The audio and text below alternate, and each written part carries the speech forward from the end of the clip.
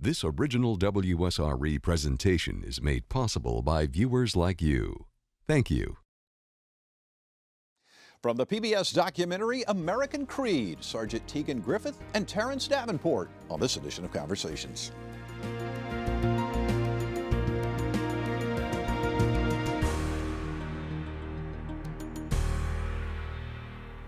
Some unlikely personalities have come together to search for a better way to unify our nation through a new documentary entitled American Creed.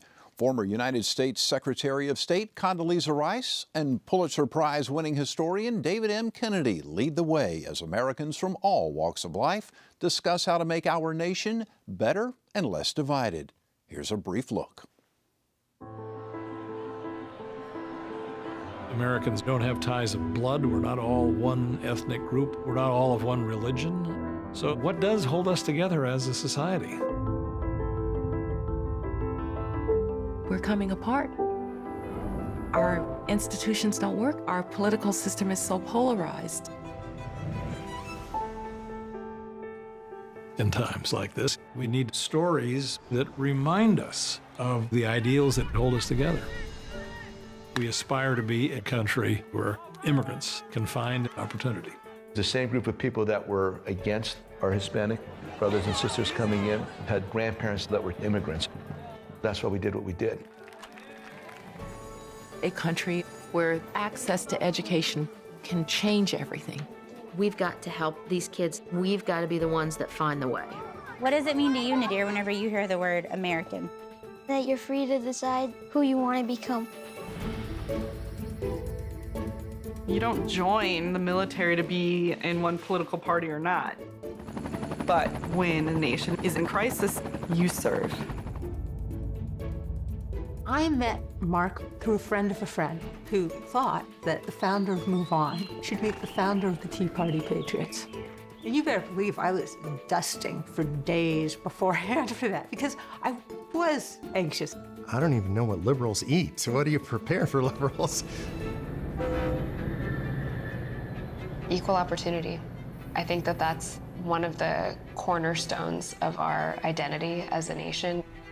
But has that promise ever really been the reality? Do we really know truly what it means to be American when we study history and how many lies we be fed? The idea of patriotism in this country tends to be turning away, not looking, denying. But as an artist, I think that there's no greater love of a nation than to look for the places where we're not doing our best job.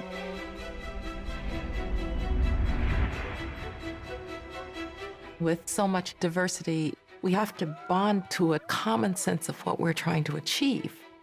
You have to understand what the common aspiration is, and I think we've lost sight of it.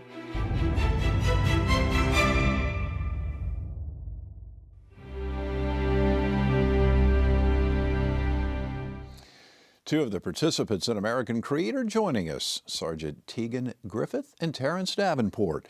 Sergeant Griffith is a Marine Corps war veteran who has returned to her native Wisconsin to help other veterans improve their lives.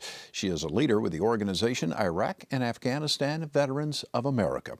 Terence Davenport is a technology entrepreneur who initially returned to his small hometown in the Arkansas Delta to help take care of his grandmother. But while there, he saw opportunity, and he is now a social entrepreneur, coaching low-income people and helping them find work. We welcome Sergeant Tegan Griffith and Terence Davenport to Conversations. Thank you for being with us. Thank you for having us. Thanks for having me. Tell me, how did you guys get involved in American Creed? Actually, on this day in 2014, I started the screening process with Citizen Film, Kate and Sam, and they were looking for a rural post 9/11 era female veteran that had a story. And at that time, I was working at the State Department of Veterans Affairs, performing outreach we have about 300,000 veterans in our state. And I was doing a lot of legislative and policy work in Washington, D.C., and I fit the bill. My hometown is about 1,000 people in rural central Wisconsin.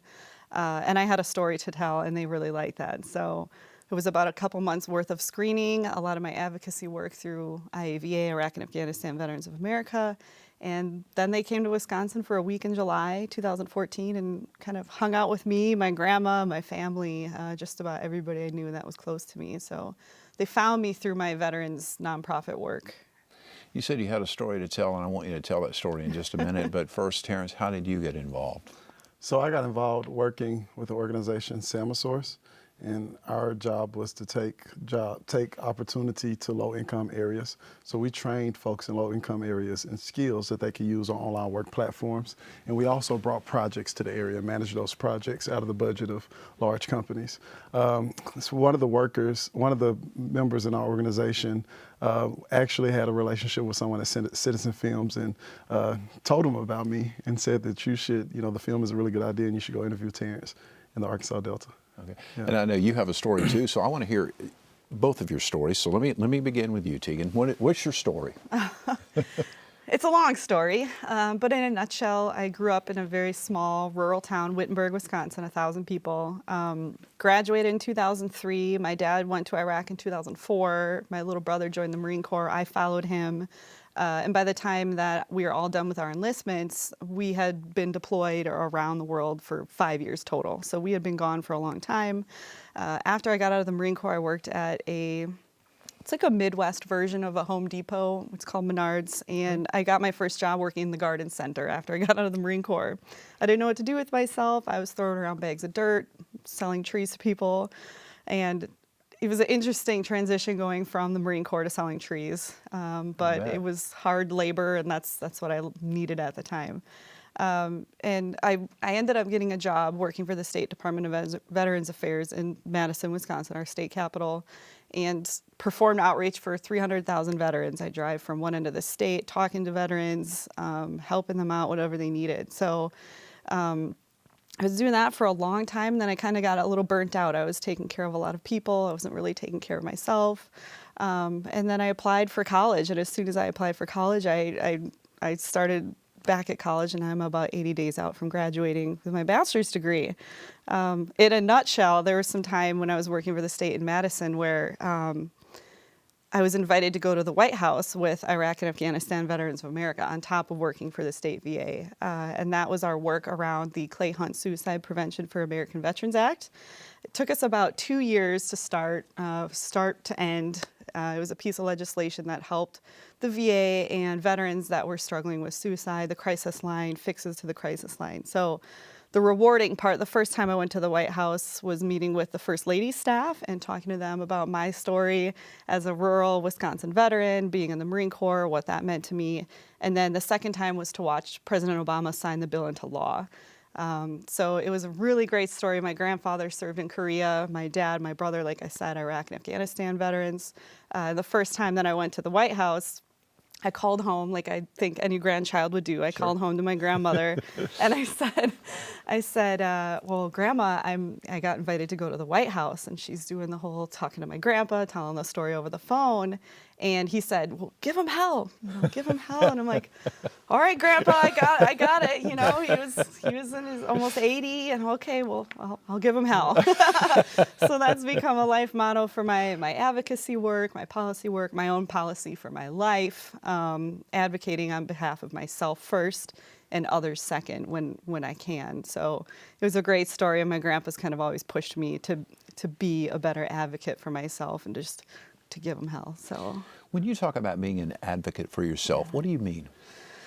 Well, when I was working for the State Department of Veterans Affairs, I was doing a lot of work for other people on behalf of other people, and I think the helpers can find themselves in a hard place mentally sometimes, and I wasn't taking care of my own mental health. So I was helping other veterans with post-traumatic stress, military sexual assault, the wide range of transition issues.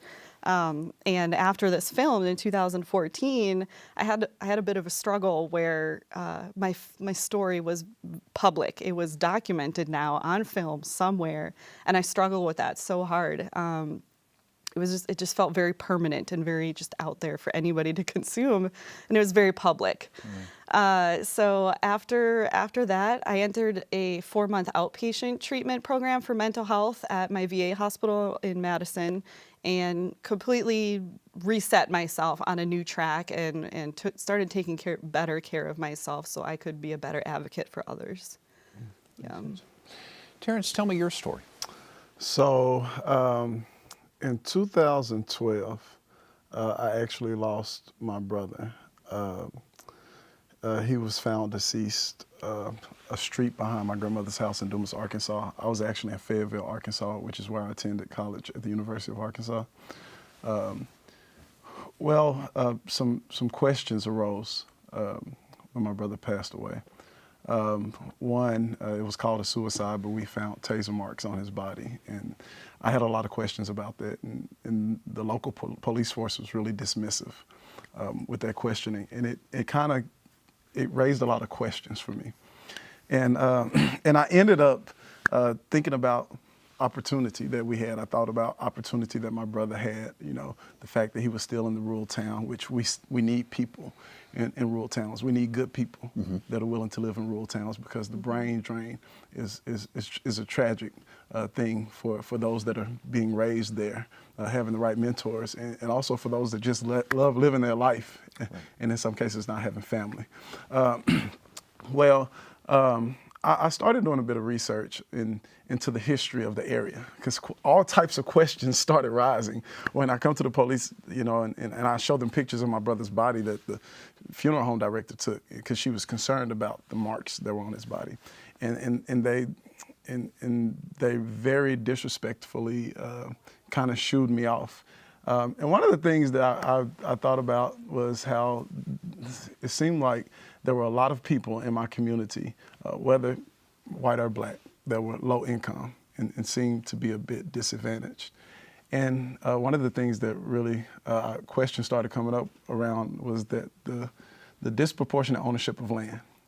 And so I went to the courthouse, the county courthouse, and I started looking at land records.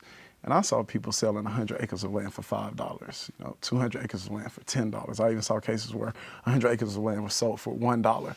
And I went to my grandmother and I asked her about that.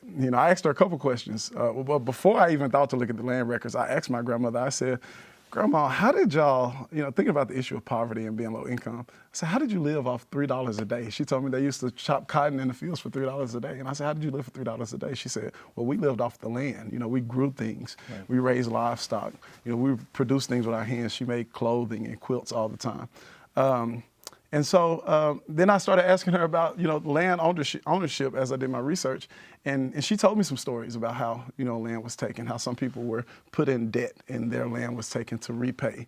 Simple things like getting bread and milk, from the store, and not being able to pay that debt back over a period of time would cause them to lose their land.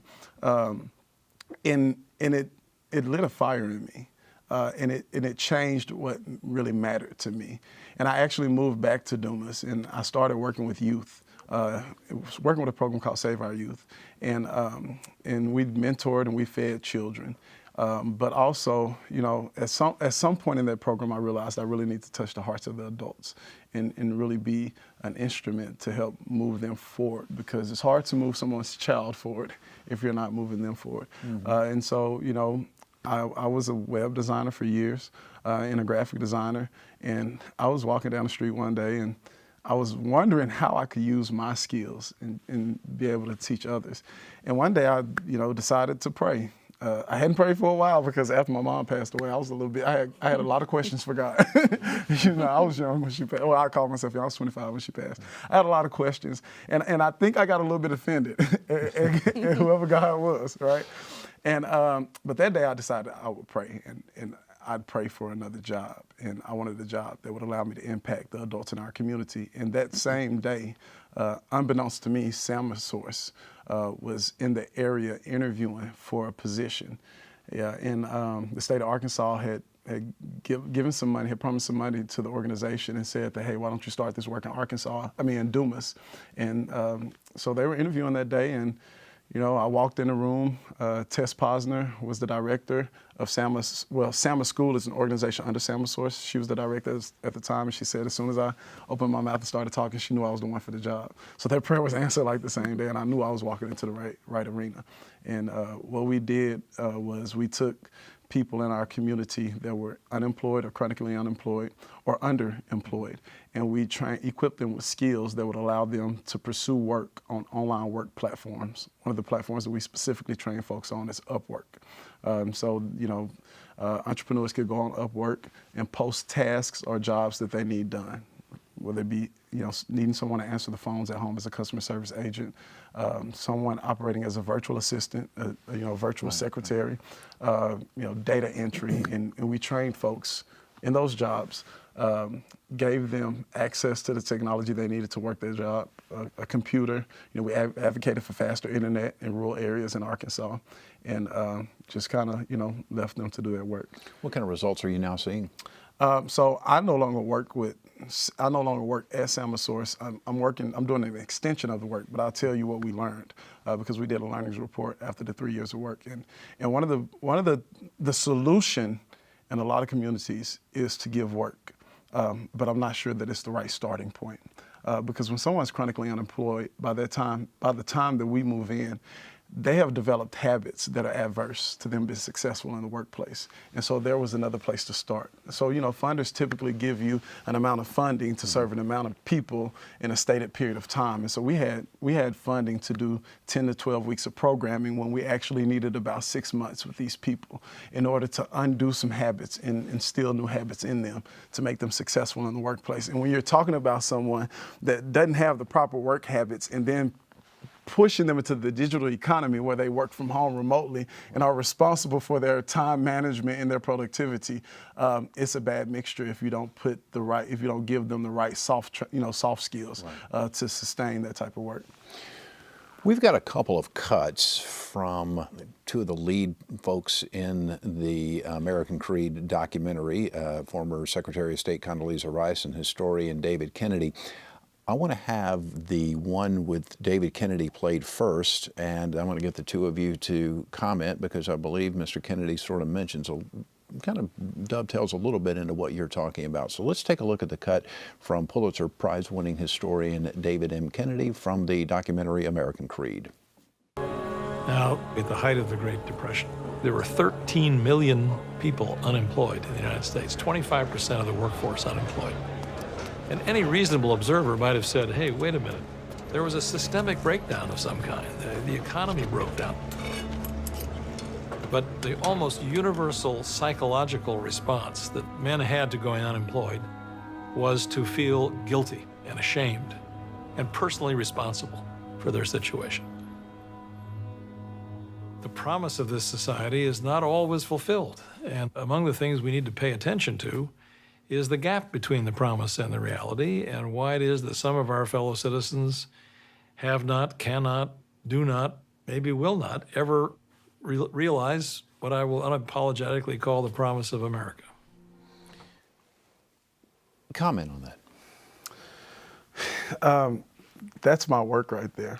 You know, as I said before, sometimes we see the solution in low-income areas, in areas where there's a lot of joblessness. We see the solution as bringing work or convincing employers to come. Well, the problem with that is employers are not there because they don't see the skills. And the other side of that is the skills aren't there because the employment opportunity isn't there, right? And it typically has less to do with the actual person than it does to do with the powers that be in the area. One, to develop a good workforce, you have to have preparedness, work readiness, and you also have to have work available. And you have a lot of people that even when the work is available, they stray away from the work because their confidence has been shot, right?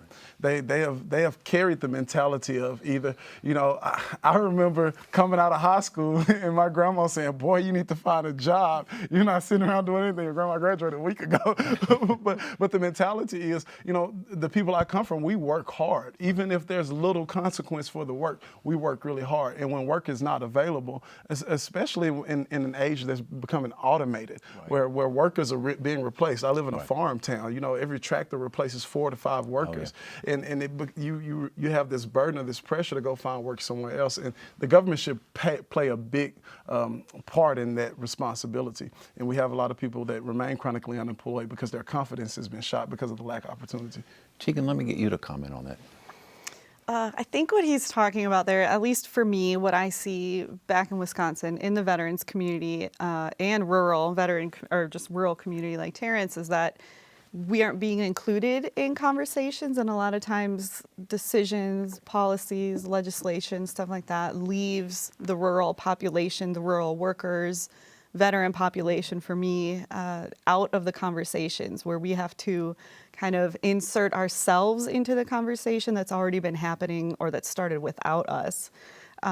So I've found a lot of luck kind of going that direction, but my hometown of Wittenberg, it's common knowledge that you have to drive at least a half an hour to the next town over to go to work every day. So you'd have an hour-long commute round trip to work at insurance company or whatever your job was. But people were still coming home to live in this small town because we love it. Would you think it would make more sense for politicians to sit down and listen? I say that a little tongue-in-cheek because it seems that they do a lot of preaching and not a lot of listening. Well, I think from the advocacy work, the legislative stuff that I've done in Washington, D.C., I've had good luck with a lot of times people have to meet with aides or legislative assistants, but the times that I've been able to sit down with senators, representatives, and actually look them in the face like we are now and have a conversation with them for an hour or so is unheard of. I mean, that's a long time. Absolutely. But it does happen, and I feel like we just have to get their attention, maybe slow down a little bit and make an appointment and talk to them about what it is that concerns us. But there's opportunity for listening. It's extremely important. I don't know how you make decisions about a community that you don't have empathy for, and you can't have the empathy without actually touching the people or being touched by the people in the community, hearing their stories. You know, some of the areas that I've served, I haven't seen politicians, you know, engaging with the people in those areas, understanding their stories. And I believe that if these folks are more part of the conversation, the folks that need to be served, as well as the people that have the power to serve them, we will come up with better solutions because they will come from the heart. And yeah. Also want to play a clip from former Secretary of State Condoleezza Rice, who is also a big part of this documentary called American Creed, and we'll have our guest comment about what Secretary Rice has to say. I hear more and more people say, you know, we're coming apart. How do we keep this tremendous narrative, this ideal going forward and contending with all of the new challenges that it's meeting? You have to understand what the common enterprise is. You have to understand what the common aspiration is. And I think we've lost sight of it. Tegan, I'll begin with you this time. What are your thoughts, what she has to say? I think she's spot on. I think we've really generally just feel disconnected from each other. I'm not sure if it's social media is to blame or screens are to blame or just extreme political opposition in different parties. I'm not entirely sure what is. I don't think there's one cause, but I definitely do feel disconnected from my fellow human being. And I met Terrence for the first time today, and being able to meet him, somebody that lives in Arkansas, and we have a lot of the same, our stories are pretty common with each other, and that's been really rewarding for me, is to know that, I'm not the only one that has thoughts like this. It's not just in Wisconsin, just in my hometown. It's in Dumas, Arkansas, too. Yeah. Your comments? Two quotes come to mind. Martin Luther King said, "We are all woven together into a single garment of destiny. I can't be what I ought to be until you are what you ought to be. And you can't be what you ought to be until I am what I ought to be." We have to pay attention to any rip, any tear in the garment. And when we ignore that, there's too much potential for the whole garment to tear, right? And I think we're really good at turning a blind eye to really important issues. And it's really tragic when lawmakers can do that. The other thing is, there's a scripture that says a little leaven leavens the whole batter, meaning that if you put a little yeast in bread, the whole the whole piece of dough will rise, right? And we have to pay attention to the details that really matter and really steer the direction of our country. If not, we'll be in a place that was unintended before we can realize that we're getting there. I've got just a couple of minutes left here. So this whole American Creed movement, if you will, that the producers of this film, I think, hope to spur on discussion, what do you hope it accomplishes? I hope it slows people down. I feel like a lot of conversations happening right now are very fast, intense, and just hard to have, and it's turning folks into people who may think, why bother having the conversations at all with my neighbors or my friends? So I think this film, the conversations happening around the film are going to be really great, a great tool to encourage people to talk with their friends and other people that have different viewpoints or don't look like them or didn't come from where they came from, and have a good, empathetic, decent conversation without it getting tense and out of control. Just human being to human being. About a minute and a half, Terrence. Yeah, I hope interest starts to rise up in the hearts of people. I hope, you know, these conversations and this communication begins to raise up people that are really concerned about it, that give their life to it. You know, we have people that have given their occupations to it, that are, you know, their office is dedicated to it, but we need hearts that are dedicated to it, and that's when real solutions will come to surface. Interesting. In about 10 or 15 seconds, what do you hope to accomplish personally here just in the next couple of years? Well, graduate college is the first on my list, and then re-enter the workforce as best as I can. And how about you, Terrence? What's your goal here? So my goal is to really quantify the issues that we're facing. So I'm starting a group called the Davenport Community Research Group, and this group will be the purpose of this group will be to move into communities and really add numbers to the direction that we're going and some of the tragic things that are happening in our community, so that we can, you know, put these numbers in the face of decision makers and put more pressure on them to make the right decisions about our communities. Just real quick, like as you go around the country and as you talk to a lot of people, what's the young people like you guys? Or do you see a lot of young energy out there, young people who are energized by making change? I see it. I mean, we spoke to a college class this morning. We already showed the screen. We already showed the film on my campus back in Wisconsin. I feel like there's a lot of interest in my younger peers in high school and college campus, and that kind of reignites my fire a little bit, because that means there's a generation coming up behind me that is interested in paying attention. Terrence, in about 10 seconds. Yeah, I agree with that. This generation is being seeded with the right conversations, and that will grow into a fruitful tree, I believe. Wonderful. I wish both of you all the very best of luck. AmericanCreed.org is where you can find out more about the documentary. You can see various video clips and kind of find out what the movement's all about. Also, you can see more of our conversations online at WSRE.org/conversations. We're also on YouTube and Facebook. Please feel free to share on social media. I'm Jeff Weeks. Thank you so very much for watching. I hope you enjoyed the broadcast. Take wonderful care of yourself, and we'll see you soon.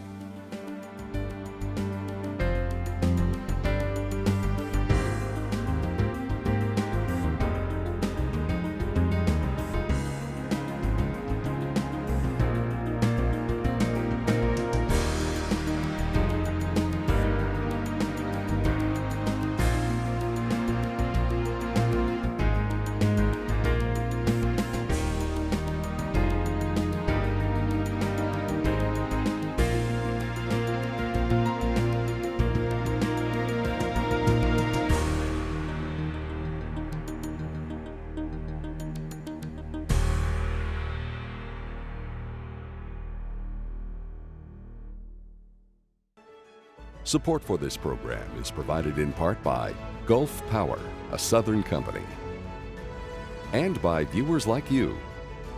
Thank you.